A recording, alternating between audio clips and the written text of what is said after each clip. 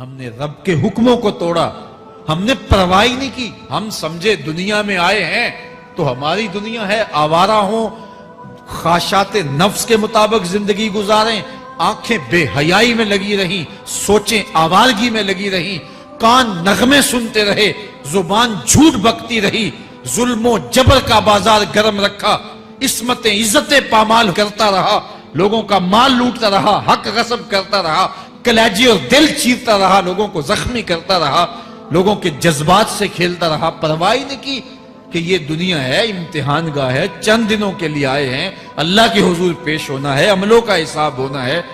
اب جب وہ دیکھیں گے کہ ہمارے ساتھ کیا ہونے والا ہے تو ان کے چہرے پہلے بگڑ جائیں گے۔ کیوں؟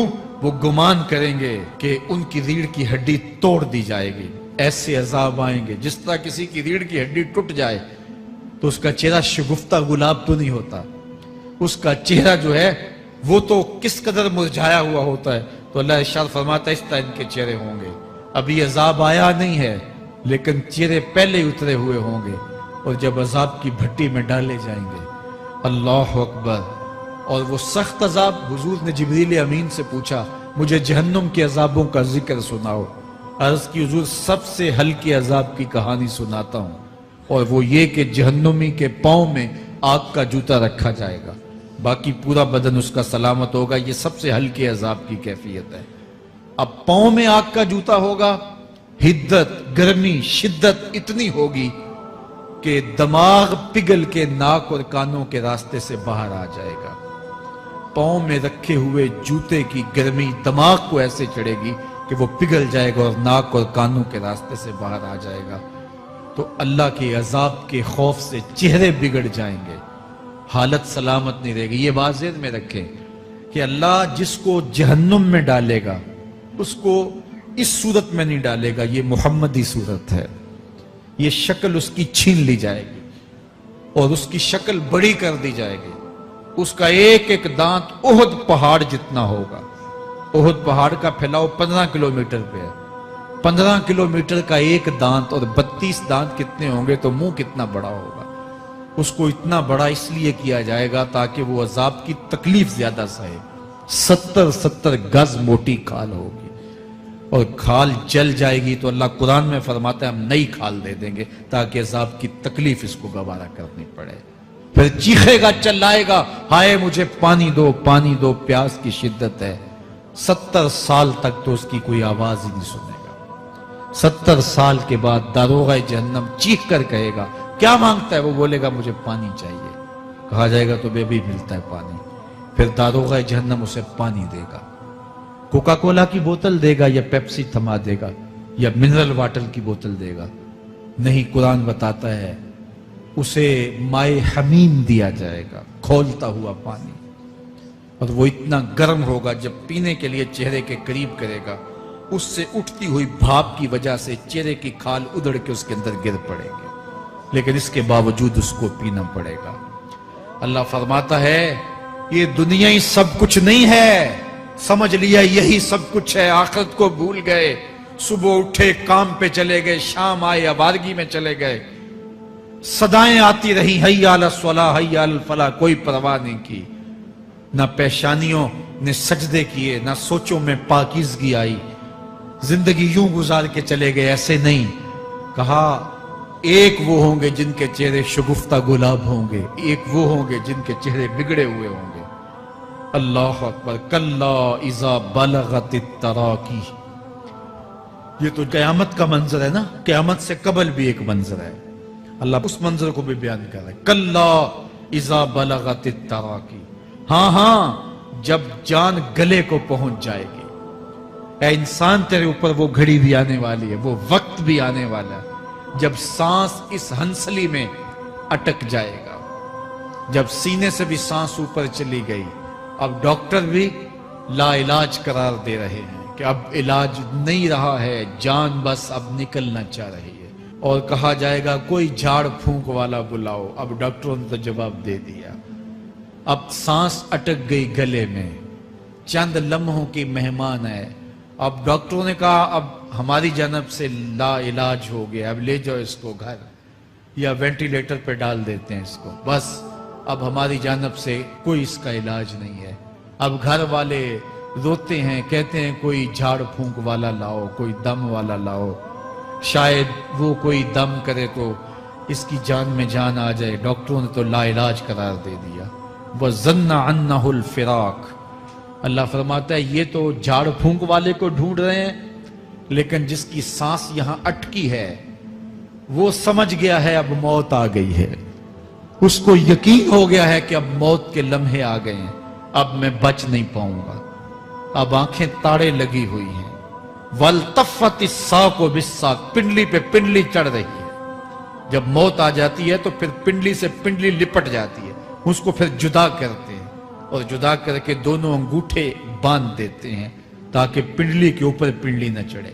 اللہ وہ منظر بیان کرتا ہے، صاحب یہ وقت آنے والا ہے جب دونوں انگوٹھے باندھ دیے جائیں گے، جب ناک میں روئی ٹھونس دی جائے گی، جب چٹے لباس میں کفن دیا جائے گا، جب غسال کے سامنے بے بس پڑے ہوں گے، وہ چاہے یہ بازو اٹھائے چاہے یہ بازو اٹھائے، گرم پانی ڈالے یا سرد پانی ڈالے، جب بس پڑے ہوئے ہوں گے جو ہے وہ غسل دینے والوں کے، اور ناک میں روئی ہوگی اور دونوں انگوٹھے آپس میں بندھے ہوں گے، یہ محل، یہ ماڑی، یہ کوٹھیاں، یہ بنگلے جس کو سویر شام لگ کے حلال حرام کی تمیز کیے بغیر بنایا تھا، غوث اعظم رضی اللہ تعالیٰ عنہ بولے مکان بنا رہا ہے، بسیں گے اور حساب تو جا کے دے گا، اور یہ تو ایک رات بھی تجھے اس گھر کے اندر نہیں رکھیں گے کہ چلو ایک رات مہمان رکھ لیں۔ کہتے ہیں نہیں نہیں، مہمانوں نے بھی جانا ہے تو جلدی کرو، اس کو سپرد کراؤ، وہ تو تیرا لباس بھی پھاڑ کے اتاریں گے، خود غسل دینے کے لیے تیار بھی نہیں ہے، تجھ سے خوف آنے لگا ہے، جاندی واری ڈرونا بنے ہوتے، ہاتھ نہ لاندے ڈر دے، جنہ لئی تو پاپ کمائے اج کتھے نہیں تیرے کر دے۔ آج تو وہ تیرے ساتھ تجھے غسل دینے کے لیے آمادہ نہیں ہے۔ وَالْتَفَّتِ السَّاقُ بِالسَّاقِ، جب پنڈلی پہ پنڈلی چڑھنے لگ جائے گی، إِلَىٰ رَبِّكَ يَوْمَئِذٍ الْمَسَاقُ، اس دن تیرے رب کی طرف ہی لوٹ کے جانا ہے۔ فَلَا صَدَّقَ وَلَا صَلَّىٰ، اس نے نہ تو سچ مانا اور نہ نماز پڑھی، وَلَٰكِنْ كَذَّبَ وَتَوَلَّىٰ، ہاں جھٹلایا اور منہ پھیر کے چل پڑا۔ ثُمَّ ذَهَبَ إِلَىٰ أَهْلِهِ يَتَمَطَّىٰ، پھر اپنے گھر کو اکڑتا ہوا چلا۔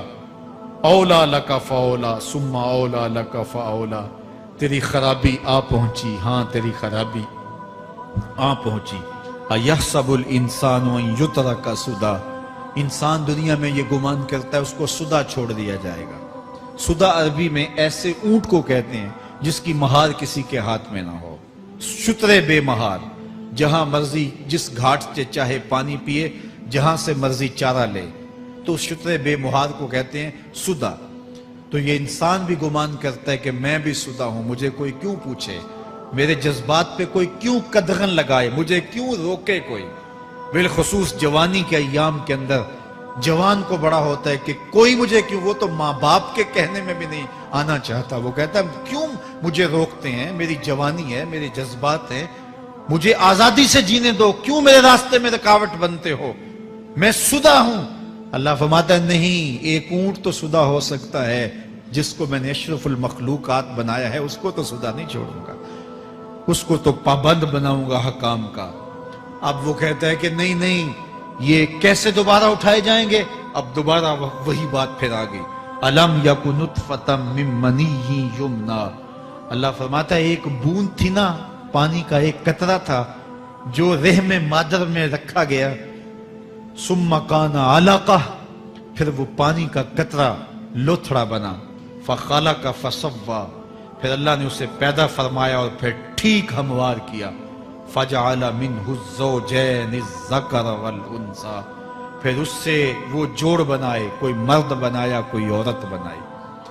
کہا اب غور کر، اب تیری آنکھیں دیکھتی ہیں، بجلیاں چمکتی ہیں، تیری زبان کا طوطی بولتا ہے، لوگ اشش کرتے ہیں تیری گفتگو پہ، تیری گفتار پہ صدقے جاتے ہیں، تیرے لہجے کے جمال کو دیکھتے ہیں، تیرے سینے کا زور، تیرے پنجوں کی طاقت، تیری دماغ کی تیزیاں اور تیری سوچوں کے اجالے، تیری زوردار ٹانگیں، تیرے کڑیل بازو اور تیری چوڑی چھاتی اور تیرے گلاب کی پتیوں جیسے ہونٹ، اے انسان یہ سب کچھ کہاں تراشا گیا؟ ماں کے رحم میں، اس تاریکی میں جو 3 پردوں میں تھی، تیرا سر تیرے گھٹنوں میں تھا، اور تیرے رب نے وہاں تیرے اندر نسوانیت یا رجولیت کی صلاحیتیں پیدا کی، تیری آنکھوں میں چمک پیدا کی، تیرے کانوں میں نغمے بکھیرے، تیری زبان کے پٹھوں پہ قوت ذائقہ رکھی،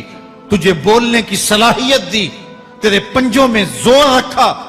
آج تو مفتی شہر ہے، آج تو علامۃ الدہر ہے، آج تو قاضی القضات ہے، آج تو منسٹر ہے، آج تو وزیر اعظم ہے، آج تو پہلوان ہے، آج تو شہزادہ ہے، آج تو بادشاہ ہے، آج تو زوراور ہے، آج تیری طاقت کے کیا کہنے؟ آج شیروں کو تو نچا لیتا ہے، ہاتھیوں کو تو بٹھا لیتا ہے، آج تو بڑا زوراور گھڑ سوار ہے، آج تیری طاقت کے کیا کہنے؟ تو کشتی کرتا ہے، زمانہ دیکھنے آتا ہے، آج تیری طاقت کے شوہرے ہیں، تیری عظمت کے تنتنے ہیں، لیکن انسان تو ایک ناپاک قطرہ تھا اور رحم مادر میں تھا۔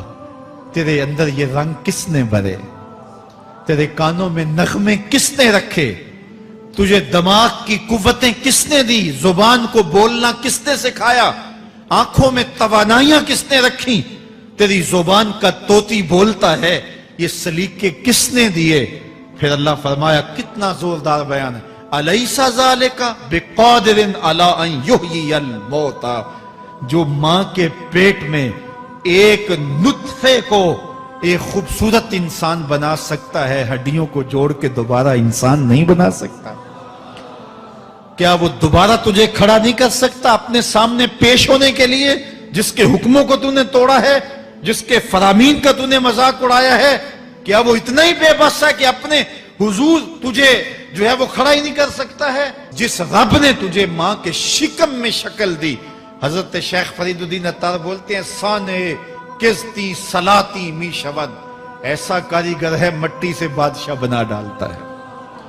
اس نے مٹی سے دارا و سکندر بنائے، اس نے مٹی سے جو ہے وہ رستم و سہراب بنائے، اس نے مٹی سے کیا کیا بنا دیا، جو مٹی سے بادشاہ بنا سکتا ہے، جو نطفہ رحم مادر سے جو ہے وہ شکل اور صورت اور رنگ اور جمال بنا دیتا ہے۔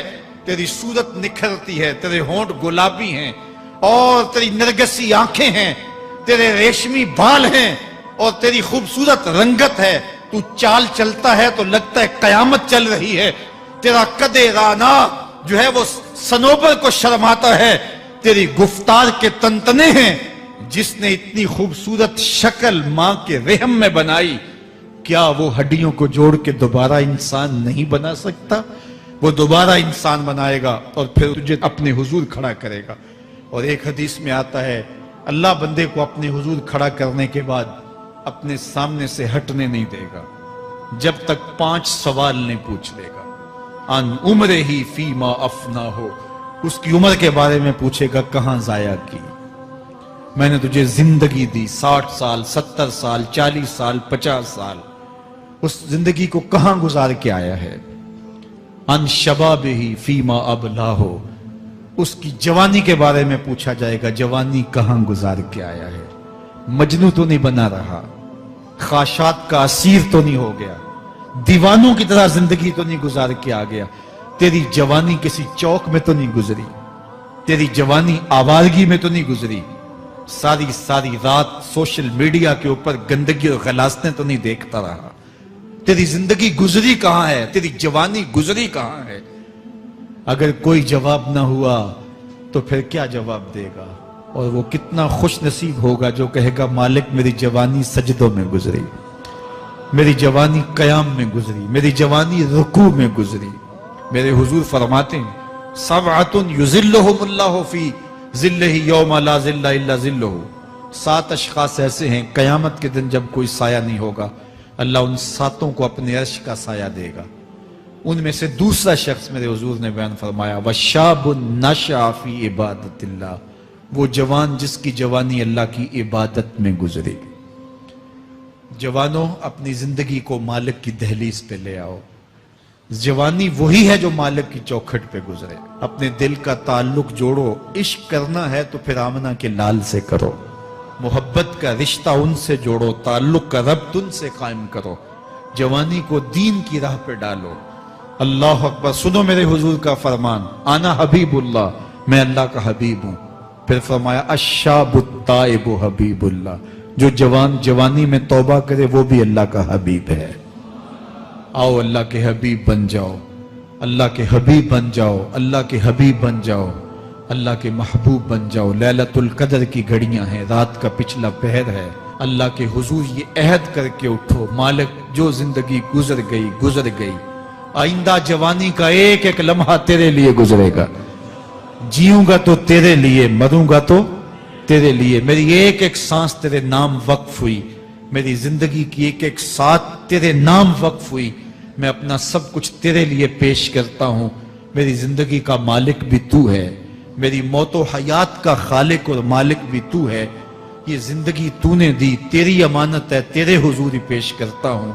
اور لیلۃ القدر کی گھڑیوں میں اس عزم کے ساتھ گھروں کو لوٹو کہ اللہ میری زندگی کا ایک ایک لمحہ تیرے نام ہوا، آنے والے موسم تیرے نام ہوئے، میری جوانی تیرے نام ہوئی، میرے آنسو تیرے نام ہوئے، میری پیشانی تیرے نام ہوئی، میرے دل کی دھڑکن تیرے نام ہوئی، میری صلاحیتیں تیرے نام ہوئی، میری زبان بولے گی تو تیری تسبیح بولے گی، تیرے ذکر کے ترانے پڑے گی، میرے کان سنیں گے تو قرآن کے نغمے سنیں گے، میری آنکھیں دیکھیں گی تو مالک تیری قدرت کی نشانیاں دیکھیں گی، تیرے رسول کا روضہ دیکھیں گی، تیرا کعبہ دیکھیں گی۔ مالک میری زبان سچائی کے نور سے مالا مال ہوگی اور میں ساری زندگی تیرے نام کرتا ہوں، اور جب آپ اپنی ساری زندگی اللہ کے نام کر دیں گے تو پھر وہ پوری کائنات تمہارے نام کر دے گا۔ کی محمد سے وفا تو نے تو ہم تیرے ہیں، یہ جہاں چیز ہے کیا لوح و قلم تیرے ہیں۔ اللہ آپ سب کو اپنی پناہ میں، امان میں اور حفاظتوں کے ساتھ میں